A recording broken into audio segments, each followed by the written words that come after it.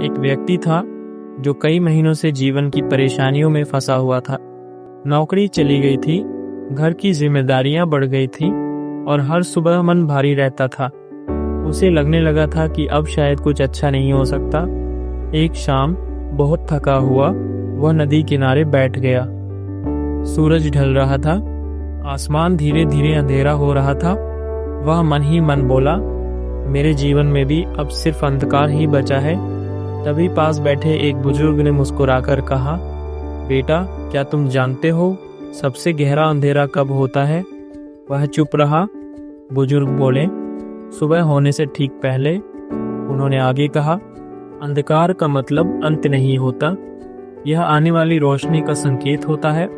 जब रात सबसे ज्यादा अंधेरी होती है, ठीक तभी सूरज उगने की तैयारी करता है। वही शब्द उसके दिल में उतर गए। पहली बार उसे महसूस हुआ कि शायद उसकी तकलीफ बेकार नहीं है। वह उठ खड़ा हुआ और खुद से बोला, मैं हार नहीं मानूंगा, मेरी सुबह भी जरूर आएगी। उस दिन के बाद उसकी परेशानियां तुरंत खत्म नहीं हुई, लेकिन उसकी सोच बदल गई। अब वह हर दिन उम्मीद के साथ उठता था, छोटे छोटे कदम बढ़ाता था, गिरता था, फिर उठता था और चलता रहता था, क्योंकि उसने समझ लिया था सबसे गहरी रात के बाद सबसे उजली सुबह आती है।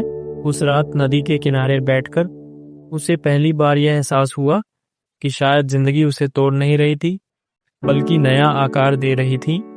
दर्द अभी भी था, समस्याएं अभी भी थीं, लेकिन अब उसके अंदर डर नहीं था।